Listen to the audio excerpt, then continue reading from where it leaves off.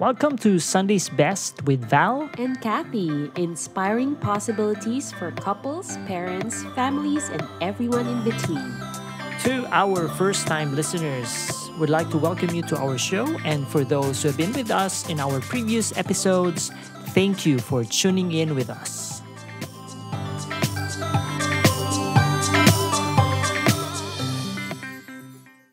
Tatapos lang natin ang shoot natin for a brand endorsement ng credit card. Yes.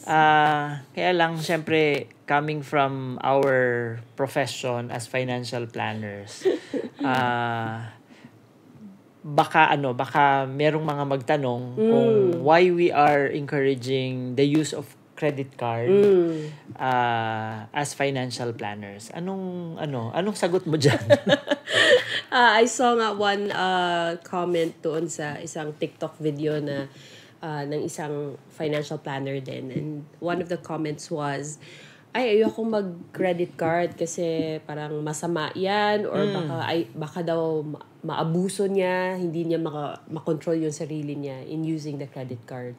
So, I think just to clear, and this is not a sponsored podcast or this is not a sponsored episode, we just want to also clear out na there's nothing wrong with having a credit card. Same way, diba, when we have our seminars when we say, money is, diba? Yes. Sasabihin natin, money is the root of all evil. Diba? Parang ibig ba sabihin nun, ayaw mo ng pera, diba?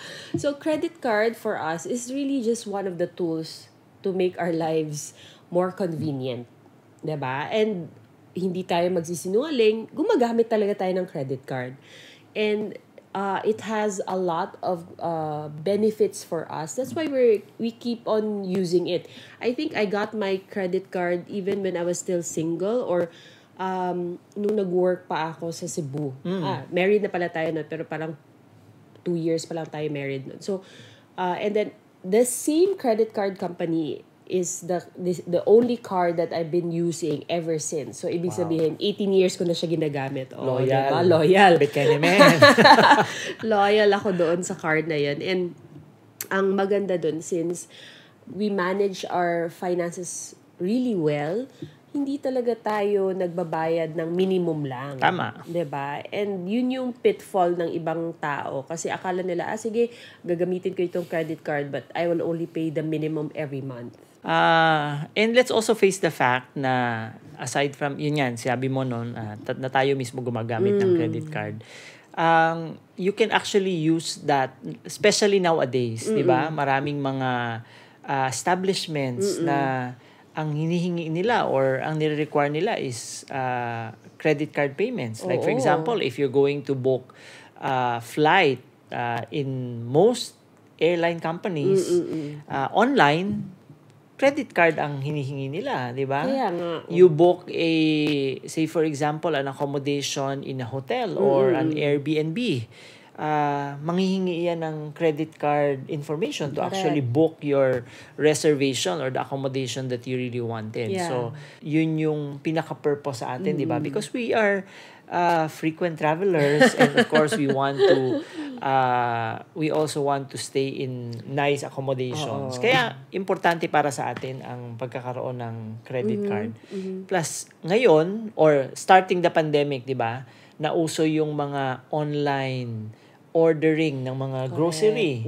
So, ang mga supermarkets would require your credit card also, di ba? So, yun yung kumbaga, the good of using a credit card. Yes. However, syempre, kung titingnan natin, di ba, sabi nga nila na ang credit card nga daw kasi is parang pina-high-tech na form of utang.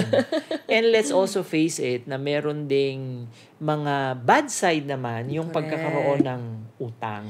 Yeah. Speaking of bad side, balikan ko lang yung sinabi ko nga na minimum payments lang yung ginagawa ng iba.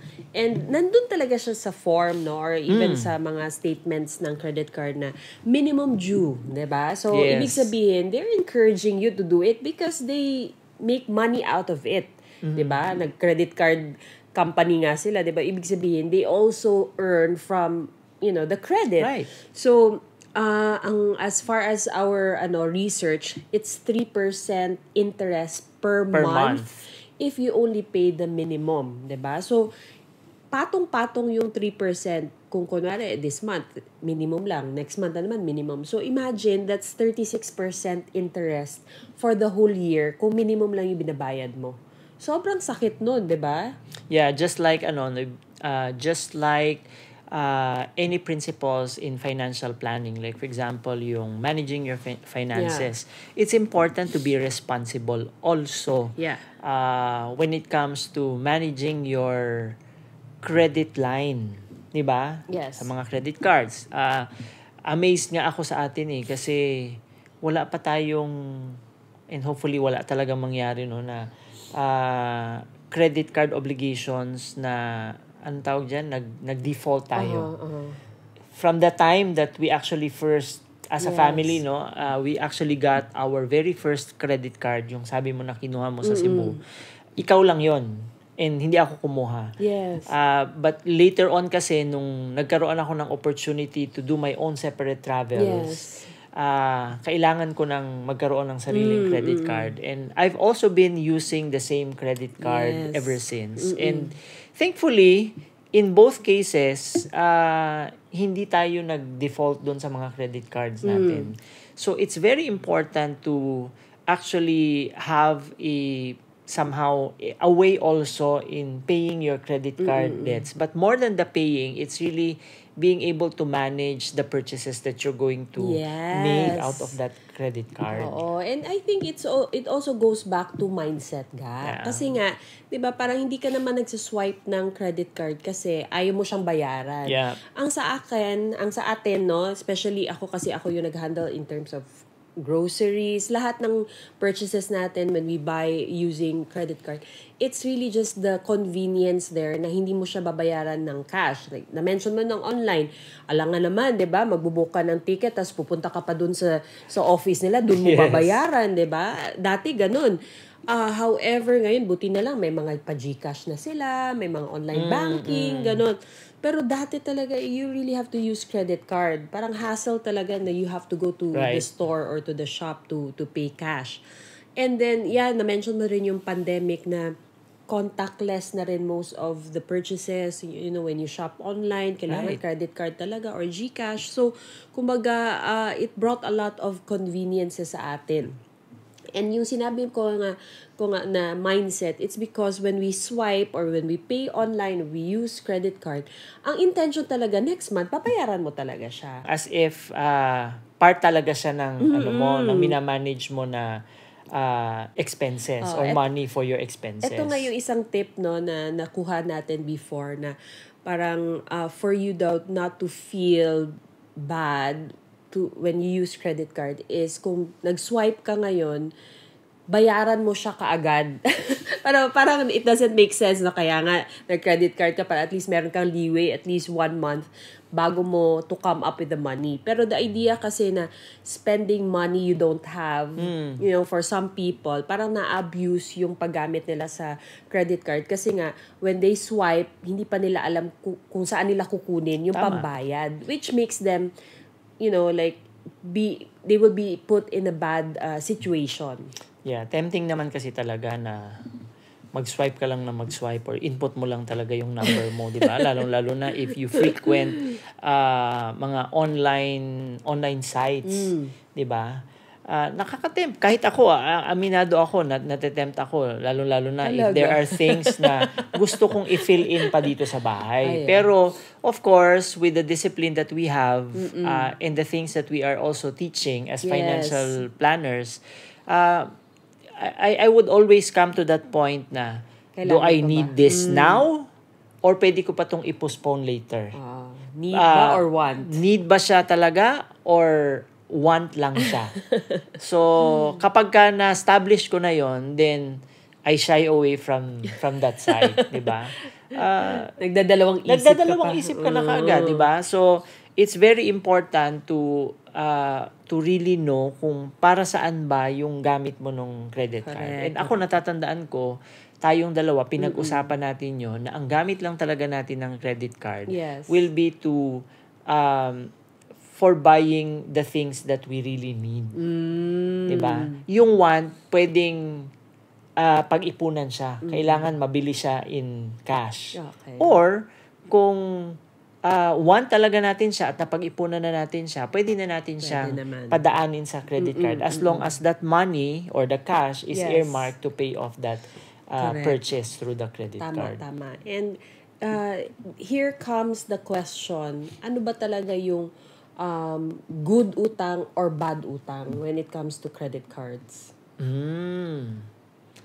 Okay, good utang when it comes to credit card is, para sa akin based on our experience, is yun nga, yung alam mo naman na meron kang pera na pambayad doon or meron kang sineset aside na money na pambayad doon. Like for example, yung mga basic needs, groceries, gasoline. Yes. 'Di ba? Alam mo Very na meron useful ka sa namang atin. ganyan. So, and since online natin ginagawa yung mga purchases ng ganyan, or ang mga gasoline station ngayon, ready na Yes, sila to yes. get contactless payment system, yun, pwede yun. That's Yeah. good utang. Yeah. Kasi alam mo na mababayaran mo siya. Bad utang naman. Para sa akin, ang bad utang is yung mga nagka-cash advance sa credit Yun. card. That's one form. 'Di ba? Why? Kasi wala kang cash or hindi talaga readily available sa iyo yung cash and ginamit mo yung credit card to make it available for you. So parang, Ano kaya yun? nga siya credit card, 'di ba? And then you're going to buy Stuff. luxury or stuff na talagang alam mo na medyo hindi pa talaga pwedeng pag-budgetan para sa iyo. But because the power of the credit card is there, ginagamit mo siya. Alam mo ba? Hindi pa. Kasi 'di ba may pinapadala naman ng mga free credit cards, Yes. 'di ba? Kahit hindi mo na ina-apply kung saang bangko ka, Yep. you are a Papadalan ka. depositor, binibigyan ka ng credit card. Tapos binibigyan ka rin ng separate code para sa mga cash advance. Hindi ko talaga nagagamit 'yun. Tinitingnan ko lang, tas as in, and hindi ko alam kung saan na napunta. Kasi nga, hindi natin inisip na magka-cash advance tayo using the Yes. credit card, 'di ba?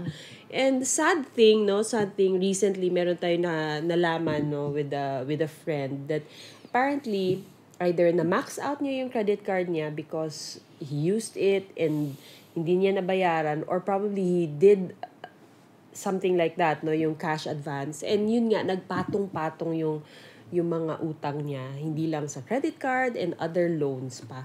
So, Val, in terms of, like having that kind of financial situation, especially for couples, for parents out there, or any relationships, siguro that's one thing that we can talk about today. Paano ba kung nalaman mo yung jowa mo, yung husband mo, or even yung ka-relationship mo, na meron pala siyang outstanding loan or utang na kailangan niyang bayaran, and sinabihan ka niya, yung nandun na siya sa deep part of the Of the utang. Well, number one, syempre, kung magka-relationship talaga kayo or meaningful naman yung relationship ninyo, nandiyan yung, ang tawag dyan, yung expression of support. Wow. That you really want to support the person. And one way of doing that is really to parang ask with the good intention of really supporting and Yes. helping without any judgment. Siguro yun lang muna. Kung nandiyan na, 'di ba? May utang na, malalim na yung Hiwalayan na. malalim na yung utang. Wag naman. Pag-usapan muna kasi yun yung importante in a relationship. Pinag-uusapan siya or Wow. merong communication. Love So, that.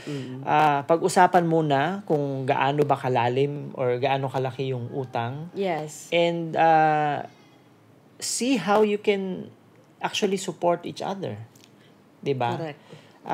Wala mo ng judgment kasi the moment magkaroon ng judgment, hindi mag-open up yung isang Yeah. party kung ano-ano pa ba yung mga na-involve niya na utang.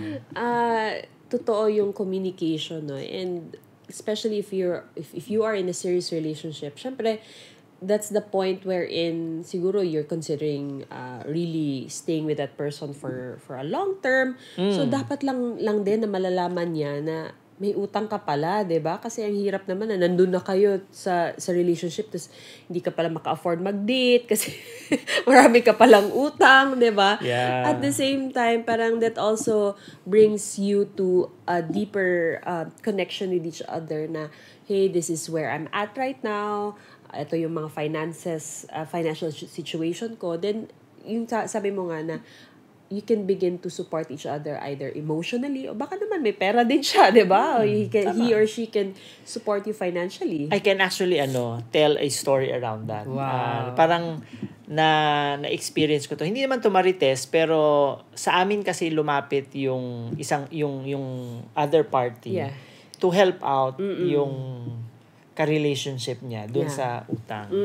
Yung girlfriend actually was in deep financial mess. Ang dami niyang mga inutangan kasi meron siya mga negosyo na pinasukan na ipinang-utang niya yung pang-start ng negosyo na eventually nag-fail yung business. So, iba-ibang klase na yung mga pinanggalingan ng pinagkautangan niya. Siyempre, nanghingi siya ng consultation or advice sa aking pinakamagaling na advisor, aking nanay. Kaya narinig ko. Bata pa ako nito. So, of course, yun lang ang tinanong ng nanay ko sa kanya. Mahal mo ba? Ay, si girl? grabe. That you're willing to help her get out of that that mess by of course paying it off. Nice. So, and sabi naman nung lalaki na yes, mahal na mahal ko siya. So, yung inipon niya sa pagtatrabaho niya, Shucks! part lang naman, hindi okay, naman lahat. Okay. Part ng inipon niya, sinet aside niya to help the girl. Wow. So, yun yung importante. Kung halimbawa talagang mahal mo yung tao na involved sa utang, willing ka ba na pag-usapan ninyong dalawa yun at pagtulungan kung paano siya mababayaran? Nice, no? So, as far as tayo as being financial planners are concerned, one thing na gusto din nating mangyari, no? And it's not drastic, but really be able to eventually pay off your debts. Yeah. Huwag mong kalimutan, di ba? Tama. Of course, huwag mo namang isahin na kumbaga lahat ng pera mo, ibagsak mo na kaagad. Pero yung sinabi mo nga dun sa kwento mo na kumbaga nag-ikot to talk to, the people involved na nautangan nila, to ask for siguro extension or ito yung situation namin ngayon, 'di ba? And if you can still give us time, chance to pay it off, then kumbaga it's in good faith na nakipag-usap ka doon sa mga creditors mo. Yes. In the same way, kung institutions yan or kumbaga the credit card company, pwede mo rin naman gawin yun.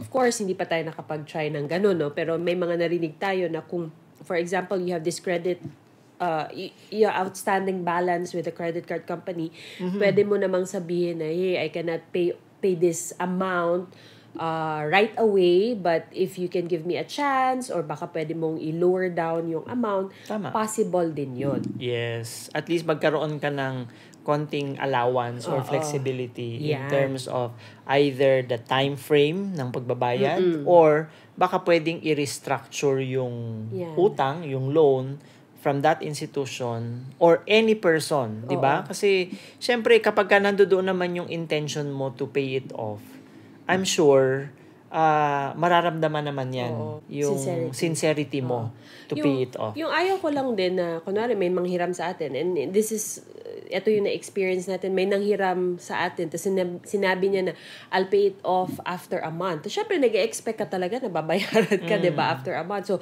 sisingilin mo. Ako naman, 'di ba, magaling ako diyan.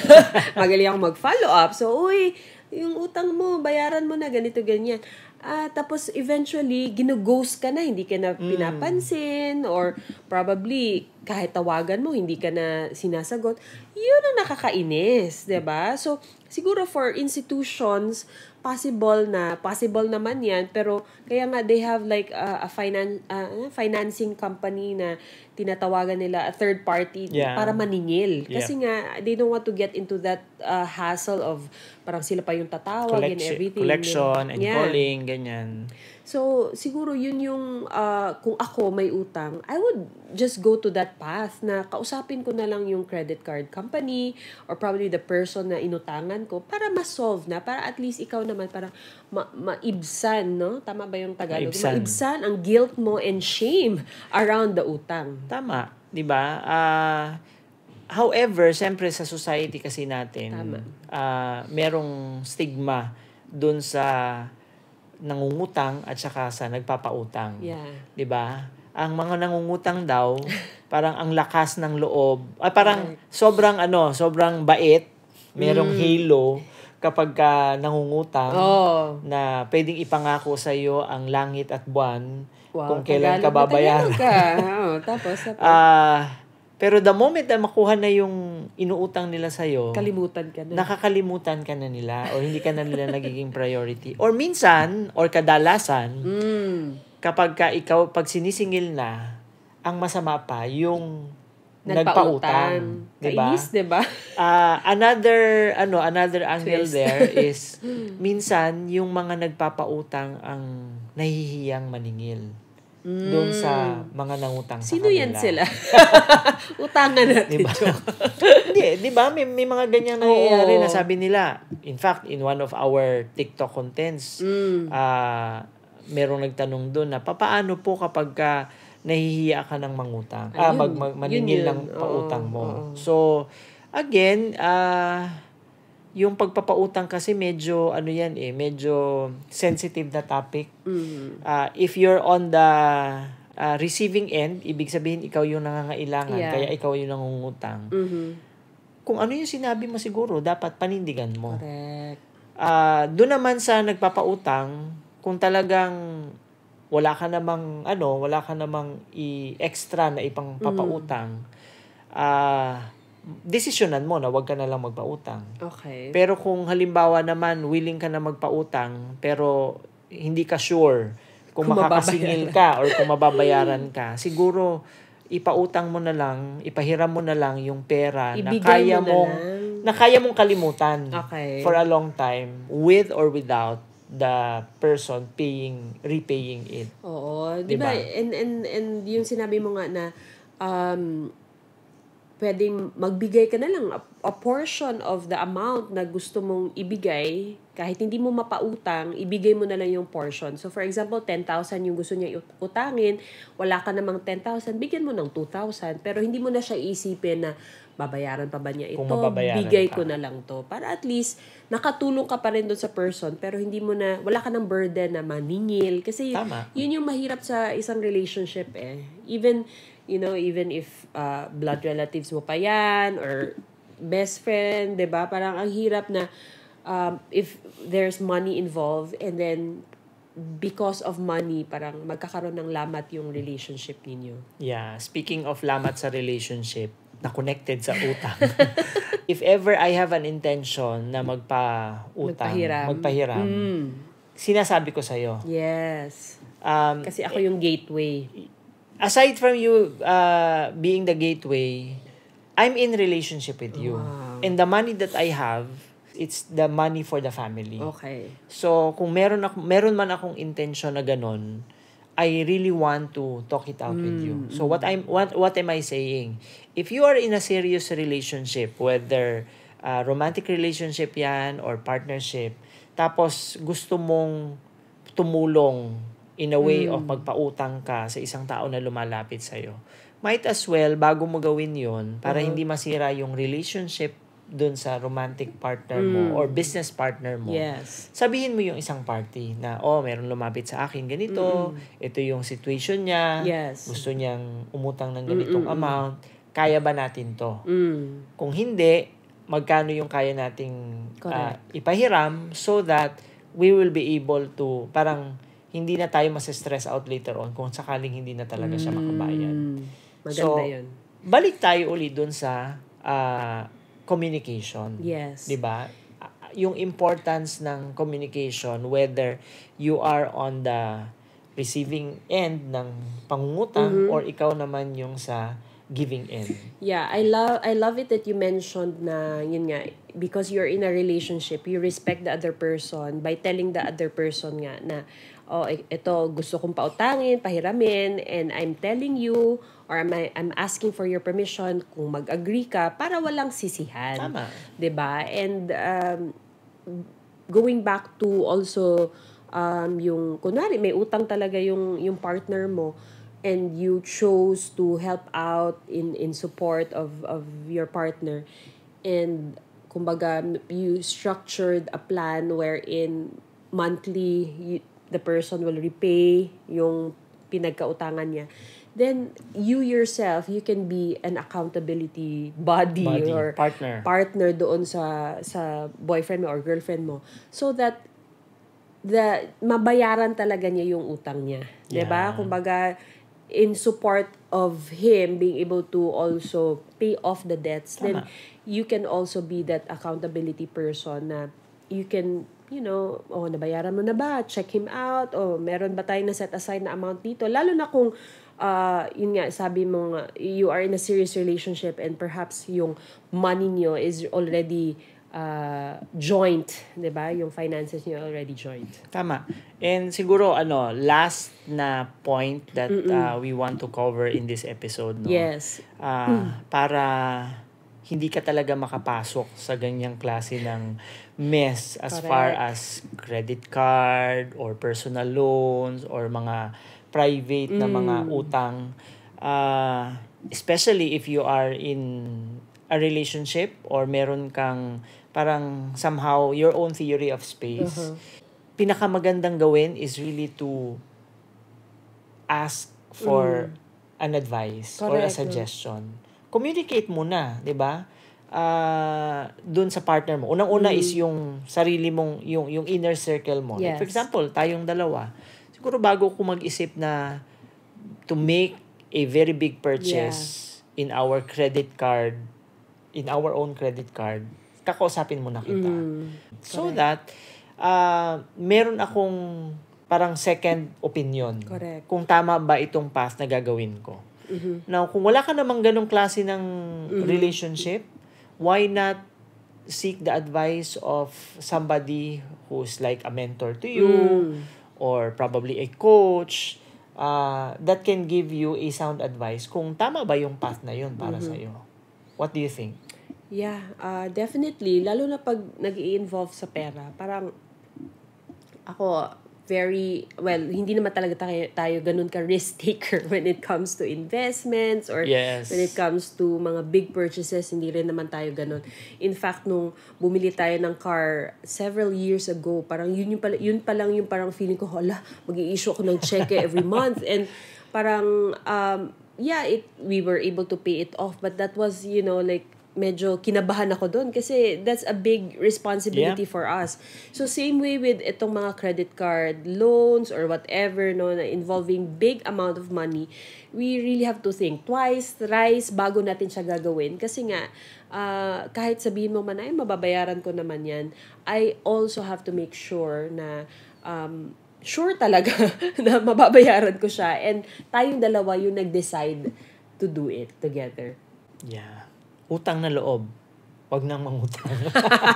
Hope you found value in this episode. Follow for more contents like these, and don't forget to rate us 5 stars. See you in our next episode. Talk to you soon.